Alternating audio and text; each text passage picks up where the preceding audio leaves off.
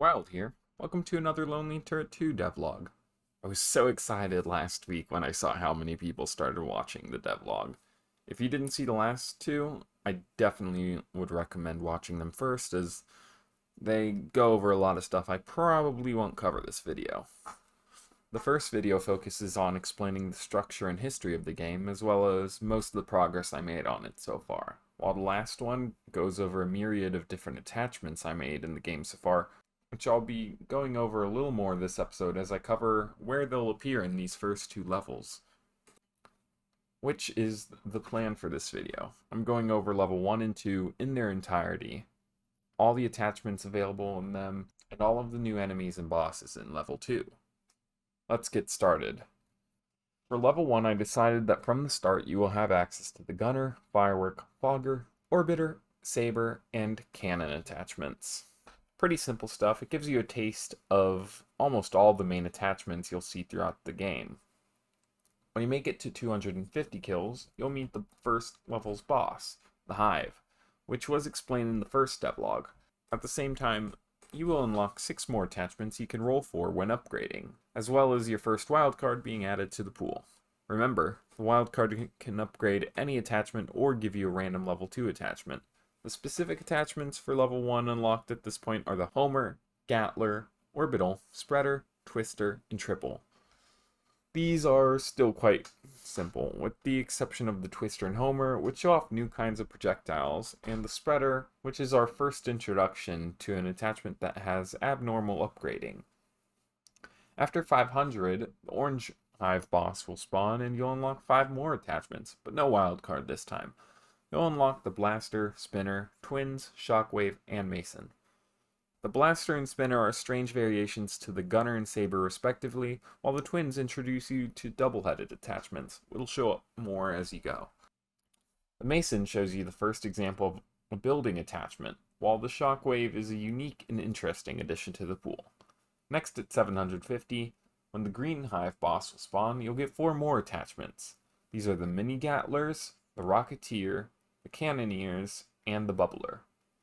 While the Mini Gattlers and Cannoneers give you a taste of more double-headed attachments, the Bubbler and Rocketeer show off weird variations of firework bullets that make use of fog and smoke. Also, at 750, you will be getting another wild card. Lastly, at 1000, the Blue Hive boss will spawn, and you'll unlock your last 3 attachments for the level, and alongside one last wild card to make upgrading easier from here. The unlocked attachments here are all double-headed: the Orbitrix, Smokers, and Seekers. These are pretty simple once you understand the benefit of double-headed attachments, and they aren't too confusing or new concepts at this point in the game. At 1250 you face the Purple Hive boss, and if you make it to 1500, you are considered to have beaten level 1, as you most likely defeated the 5th boss. When you make it to 1500 kills, you'll get a pop-up asking if you want to go to level 2 or continue into endless mode. If you die in endless mode, you will still unlock level 2 from the main menu. That hasn't been made just yet. Side note, I'm reading the script now. It definitely has been made by now. I just found that funny. Here it is right here. And at 1500, you'll also face the first of the endless mode bosses if you continue, which is the Gray Hive. There are also red, camo, navy, and void hives to face in endless mode, along with the same colors of enemies. But for the sake of keeping this video going, let's check out level 2 already. Level 2 adds in 2 new kinds of enemies and a new boss: the Crossair, the Doublair, and the Fleet. The Crossair is a cross-shaped enemy that shoots back at you. These enemies shoot out their own bullets on a cooldown, but these bullets are quite weak, and while they're fast, they shouldn't be too much trouble. The Doublair is a Y-shaped enemy that shoots back even more, 2 shots at a time. To make up for this extra damage, the Swarmling returns, this time not coming from Swarmers, but as a smaller enemy that's easier to deal with. While Swarmlings don't count for kills, they give players the chance to relax, and even though they're fast, they aren't shooting at the player like the Crosshairs and Doublairs.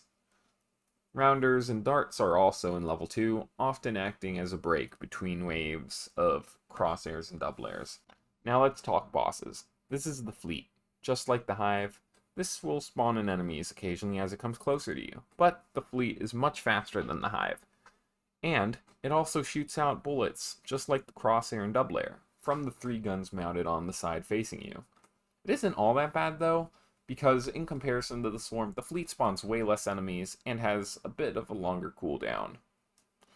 And while it does spawn crosshairs and doublairs, it doesn't have any pesky swarmers coming from it. They also have lower health than the hive. For level 2, the attachment pool is somewhat different as well. Though many of the attachments are the same from level 1, there are quite a few that aren't from level 1 and make their debut here. I went over all of these last video, so if you haven't seen it, I recommend checking it out first. Level 2 starts you off with a different starting build actually, with a level 2 gunner on the front and a Gatler in the 5th slot. The Gatler is really helpful in this level, as its spray does a great job of taking out stray enemy shots and swarmlings alike. As for the upgrade pool, it starts off with the gunner, Gatler, saber, fogger, and blaster, as well as the firework.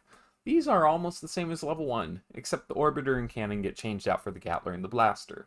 The Gatler is here because, 1, you start with it, you should be able to upgrade it immediately, as well as what I mentioned before. And the blaster is great for taking out crosshairs with their fast bullets before they have a chance to shoot back at you. At 250, you get your first fight with a fleet, and unlock 6 attachments as well as a wild card. These new attachments are the Twins, Mason, Homer, Shockwave, Spreader, and Smokescreen. The Twins are actually pretty early here compared to level 1, but I think it works fine because they aren't too good at dealing with enemy fire. Unlike the Mason and Shockwave, which provide a decent amount of protection against the enemy fire. Meanwhile, because of the health of shots, a homing bullet can take out multiple and even maybe deal bit damage to something else on the way. You also get spread attack weapons, with the Smokescreen making its debut in level 2. At 500, alongside the Orange Fleet, you'll get 5 more attachments. The Twister, Spinner, Mini Gattlers, Orbiter, and Ninja. The Orbiter really takes its time in this level to keep you from building around it, which tends to be a good strategy for the first level, which I don't want to repeat. The Spinner and Mini Gattlers provide a good defense against shots in their own different ways, and while the Twister might not always manage to suck up shots, they're definitely able to pull them off their track, and since they don't have homing, that means they're likely to miss you. The Ninja also makes their debut here, but it's really just a fun attachment that we will see again in a later level.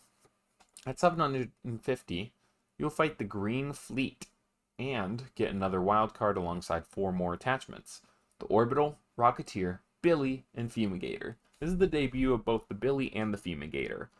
Despite there being no cannons for this level, as there aren't really tanky enemies, the Billy acts as a great way to support taking care of multiple enemies and shots at once, while the Fumigator can destroy shots while they're fired from a large target such as a fleet. At 1000, you get your last wild card and 3 attachments alongside the Blue Fleet. The Orbitrix, Knoll, and Seekers. This is the Knoll's debut, but you saw the other 2 in the last level. Now, I needed to test both levels. Pretty good amount. During this testing I found it was really hard to beat the final boss and get to 1500. As the creator who knows everything about the game, I think it says that the first 2 levels are a bit too difficult. Because of this, well, I had technically 3 options. Because first up, I could make the game stay this way, difficult. The game is hard but still beatable. It takes a good strategy and a bit of luck, but when you eventually make it past that barrier of 1500, you unlock a new level for your efforts. This does, however, make it much harder to get people into the game, and if it was one endless game, it would be fine, but it isn't going to cut it, because it's going to be hard enough to get my game out there as is. Because of this, I don't like this idea. 2, I could buff a bunch of attachments, increase bullet damage, reducing base cooldown time, making your upgrades come more often. There are many ways to do this. The issue is, well, too much bullets. This is obviously a reverse bullet hell game, don't get me wrong, but the game can really struggle with a lot of stuff to the point where I had to nerf the Twister and Knoll so they don't pull in bullets because it would literally crash the game. There's actually still warning on the Knoll because of it. This left me with one choice: nerfing the enemies. I can lower the base spawn rates, add more filler waves between major color shifts, give them less health, less speed, less damage, etc. I think this is what I'll be doing, and it's probably the easiest because there's so many knobs you can play with for this. Now, it's currently Monday, and I do want to get this video up on Wednesday, so I think it's probably time where I call it a week on this, so I can spend my free time recording and editing this. Side note, it's been a while since I wrote this script. I understand this is much shorter than previous parts. Side note, I'm recording this. It doesn't look too much shorter so far, but we'll definitely have to see how it comes along in editing. If you want to check it out, oh shoot. Part of the reason this one was shorter part of the reason there wasn't as much content this time is because I spent 48 hours of the past 2 days working on a game jam with friends. If you want to check this out, my itch is in the description.